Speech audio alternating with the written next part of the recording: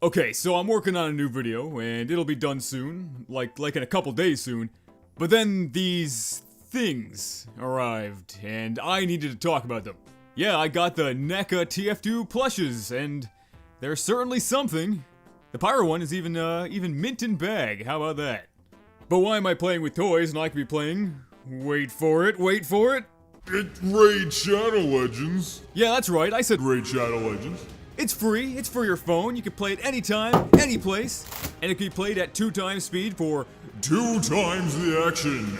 And you can even set the game to autoplay, so you could be doing literally anything while also still playing Raid Shadow Legends. And now there's more super tough challenges with the Doom Tower. It's a tower, it's full of doom, as a bunch of bad guys were locked away there a long time ago, and now you gotta stop them from getting out. The regular Doom Tower floors tend to be pretty easy with a good team, but the bosses are extra hard. You'll need specialists, you'll need ways to remove debuffs, and you're gonna need a lot of resistance, cause it ain't gonna be easy. There are also special events every day, like the new Guardian Ring update that brings new ways to upgrade your champions and ways to get legendary champions that you missed out on. And you can download Raid Shadow Legends with their link in the description, or you can scan my QR code and you'll also get the hero Shonoru, 200k silver, 1 XP boost, 1 energy refill, and 1 ancient shard, so check it out. Alright, back to playing with toys. These plushes were released in 2012 by NECA, the same company that made the TF2 figures. NECA's figures aren't the best quality, but their plushes are, well, they make them look better. Let's take a look at Scout first, because he's already out of the bag. He's already lost his value. I actually had the chance to get this in person when I saw this at FYE a long time ago. I can't imagine why I passed on it. Even Scout himself doesn't look too happy about being a plush. In fact, he looks incredibly depressed about it. Don't look at me, I'm hideous! For some reason, he has this class emblem on his shoulder. Not really sure why. And you can also open up his bag and fill it with, I don't know, antidepressants or something, because he looks like he needs them. It kinda looks like he has 4 dog tags, but it's actually that they're just 2 sides of each dog tag and they've kind of been split apart for some reason. I'm not sure if it's always like that, or they just kind of came apart over time.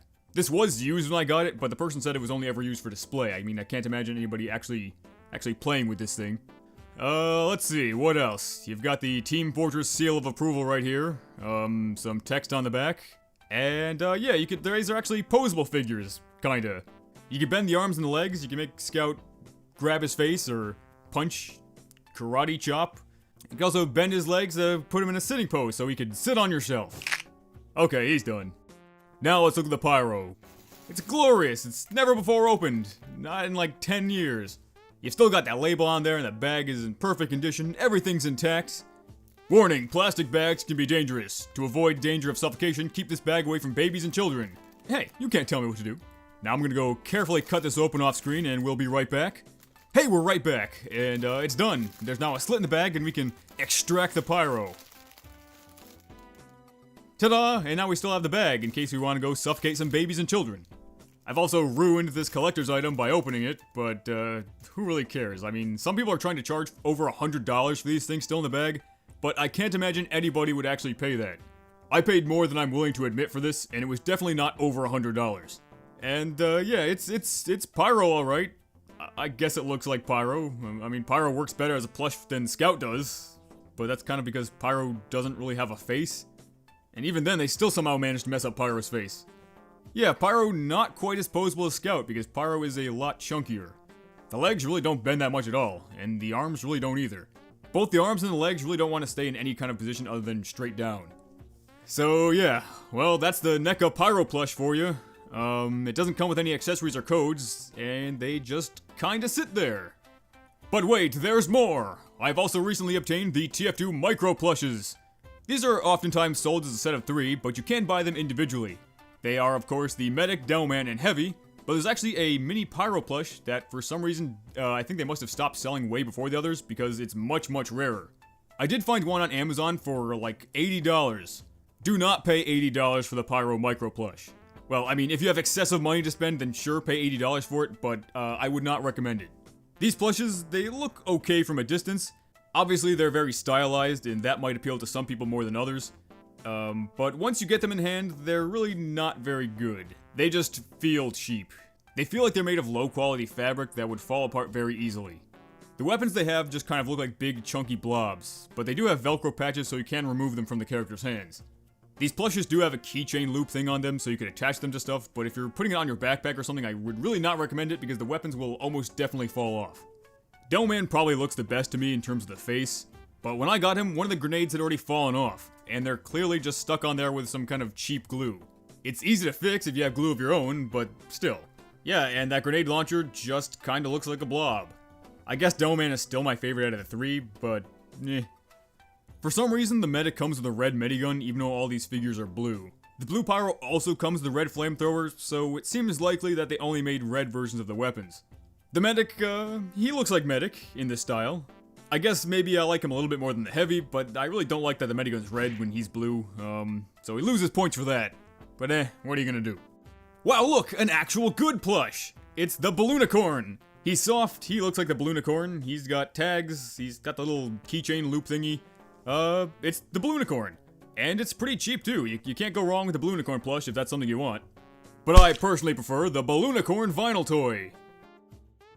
This is not a toy! I got this for like $7.50 directly from the Valve store last year, and yeah, I think it's worth it for that price. I like it. I think both these are good, you know, I mean, they're basically exactly what you'd expect. There's a Balloonicorn figure, it looks just like the Balloonicorn, and there's a Balloonicorn plush that also looks like the Balloonicorn. If you like Balloonicorns, I'd recommend getting either one, or both. But neither of these come with the code for the genuine Balloonicorn. I'm pretty positive that came with the actual inflatable Balloonicorn. So if you want a genuine Balloonicorn, you'll have to get that.